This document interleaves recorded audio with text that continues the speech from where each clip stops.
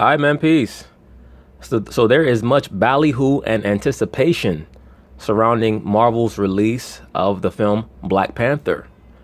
I myself am looking forward to the release of this film, if for nothing else, to see exactly what messages they're going to try to convey through this film. Many so-called black people are waiting with bated breath to see some imagery of so-called blacks in some form of rulership. And that to me is indicative of the fact that many so-called black people are ready to assume some level of a ruling class mentality. The thing is that you cannot try to live that out through a movie. It's amazing to me how there are so many so-called black people who are waiting for this film to come out, talking about how they're going to take their children to go see it, and then leave the theater and talk about how they want equality with the so-called white man. When this film is actually about a land that is governed over and ruled over by so-called black people.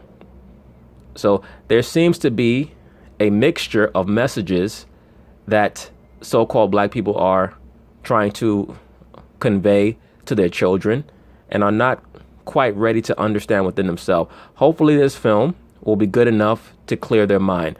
But let's see what they have to say here. Mr. Michael B. Jordan made an appearance on the Michael Smith and Jamel Hill show, known as The Six. Let's see what he has to say. The world's gonna start over. I'm gonna burn it all. What happens now determines what happens to the rest of the world. Let me say this. The character of the Black Panther is a character within Marvel that has kind of been marginalized over the years.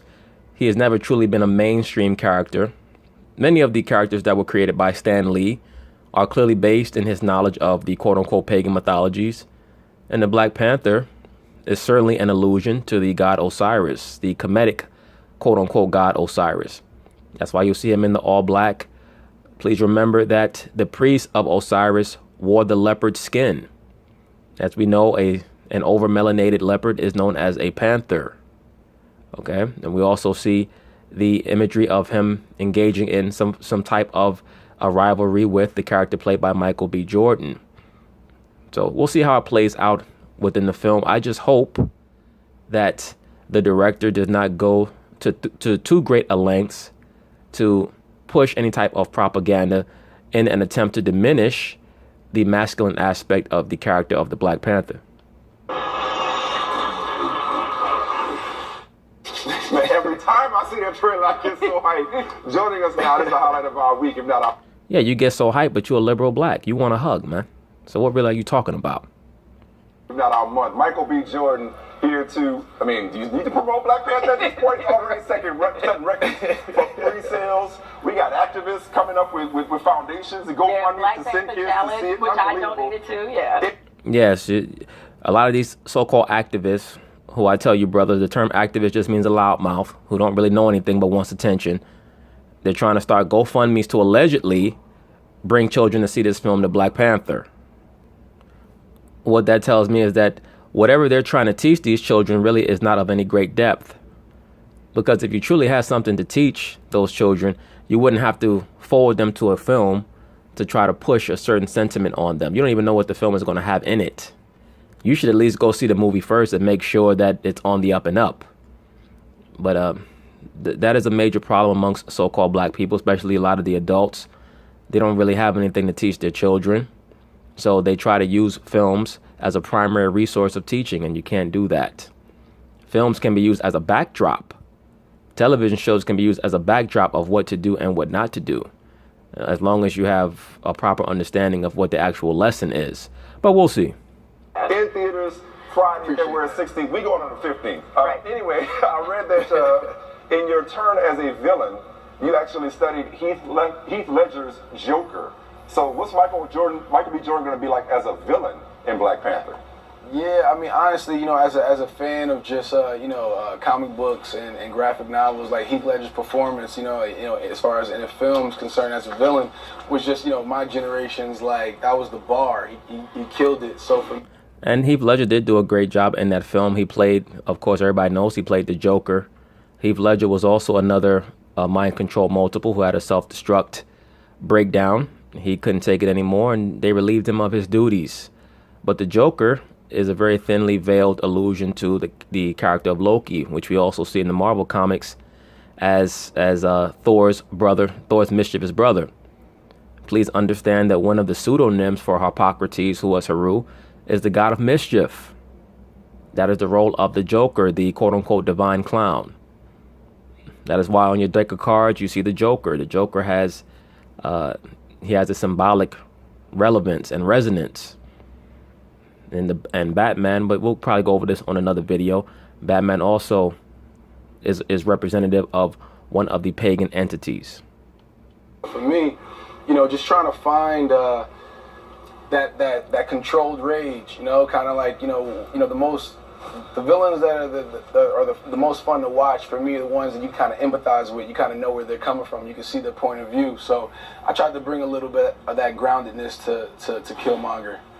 Now, Mike, this is already being anticipated as perhaps the biggest film of the year, because I would imagine Infinity Wars might be your only competition, so to speak. But this cast, you, Chadwick, Lupita, Forrest Whitaker, like, Angela literally Bassett. every black actor, yes. you know what I'm saying? Every black actor of note that has ever done anything is pretty much in this movie. And of course, yes, you have... Yes, and as we know, Ryan Coogler is directing it.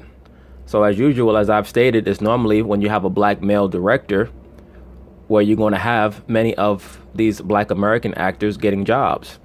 Had they hired Ava DuVernay, I'm pretty sure that she would have went to great lengths to try to find some African male actors to play these roles as opposed to so-called black male actors. So believe me, Michael B. Jordan, you certainly missed a bullet when she did not get that job. But then again, you have a very close relationship to Mr. Ryan Coogler, so we're not going to go there. But you have a very close relationship to Mr. Ryan Coogler, so that certainly helped you get the role that you got.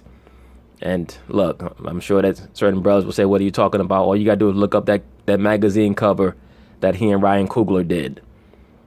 Whether or not they're boule, I don't know. But that certainly, I don't see two men posing on a magazine cover like how they posed. Have just this idea that you have this big budget film, Ryan Coogler. What does this mean? What does this mean, kind of larger from a cultural standpoint, for this big budget film with all of these black actors and actresses and with the careers that you guys have had? What does this mean to you guys personally to see this movie off to this kind of success even before it has even started? What it says is that there's going to be a lot of pressure on them. Hopefully, the film is good. It better be good. It is a part of the so-called Marvel lexicon, so they're counting on this film taking off. And the real reason why they certainly want to have a black director is so that if it's not good, they can say, hey, we had a black director, so don't blame us. Don't call us out for being racist or for trying to marginalize the so-called black people that are in the cast. There was a black director. I'm sure that Miss Ava DuVernay, when she turned it down, it was because the black females she did not feel like were going to be exalted to the degree that she wanted them to be exalted. So they brought in Ryan Coogler, who is a great director. Fruitvale Station, Creed, which is also about the veneration of the sun god, by the way. Apollo Creed. Term Creed means belief in the sun, right? Or I should say, pardon me, Apollo Creed literally means belief in the sun god. And then his son Adonis. Adonis is the comely prince, the son of the Greek gods, who was pretty much worshipped by the Greek goddesses because of his beauty. But that's a whole other topic. Adonis is basically the Greek version of Tammuz. But just getting back to Ryan Coogler and Michael B. Jordan, they're both very talented, and they are going to continue to work together, very similar to a Martin Scorsese and a Robert De Niro. And I'm sure there's going to be a lot of success for them, and I hope that this film is one of those successes. But I will say, just getting back to that magazine cover, I don't see two straight men posing like that on a magazine cover. I'm sorry. I mean, honestly, just being a part of history, honestly, that if this film, the numbers that, it could do moving forward and what it could mean for other opportunities in the next generation coming up, and, how many other studios are going to try to take a chance at a more diverse, eclectic cast like we have right now. Just being a part of that conversation and that story is truly incredible. And then obviously, with Ryan Coogler, leading us, it's for me, it's our third project. So for us to kind of do that again, it means the world. I think it's pretty exciting. In sports, we talk a lot about partnerships between Fruitville Station, Creed, and soon to be Creed 2, and now Black Panther. How would you describe the synergy between you and Ryan Coogler? Unspoken, we got to kind of like, our own language. We can kind of look at each other and know what we're thinking, and it's special. I think I lucked up, pretty early in my career finding a director that we kind of get, we had that close of a bond, and we plan on doing projects and movies, for years to come. I'm sure you're his muse. As long as you guys would have us. Now, look, I know you're a great actor, and you played athletes before, but we read somewhere that LeBron is the one professional athlete you'd want to portray in a movie. How would you portray LeBron in a movie? Who said that? Who said that? I love LeBron. That's my guy. That's big bro. I don't even know if I could play LeBron. Like, they gonna put put some lifts on me or something. Like, I'm barely scraping 6 feet right now. But no, I think You would need 2 stilts and a hell of a lot of syringes, brother. Allegedly. I think You'd have to lose some hair. Oh, I'm sorry, my bad. Oh man, shots fired. You hear that, Bronny? She coming for you, bro. That's my dog. That's my dog. Nah. Yeah, whatever.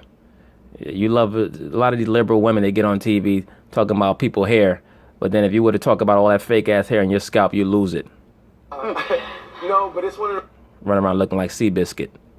those things where LeBron, with any character, I have to spend a lot of time with him, be around him, talk to him, kind of, get personal, figure out, what's his deepest inner dialogue, inner thoughts, and really try to go method with him.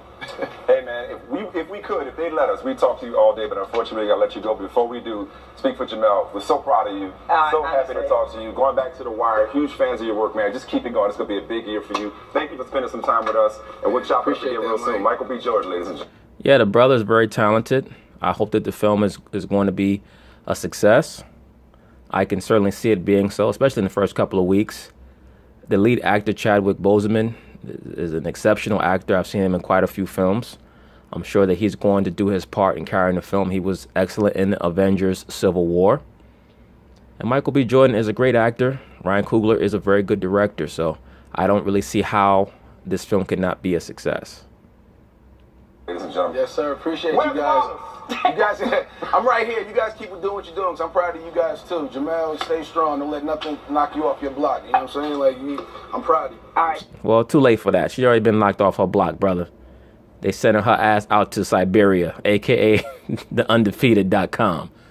They want her ass back out there in the field, picking that damn cotton. But anyway, I am looking forward to this movie. We'll see how good it is. Peace.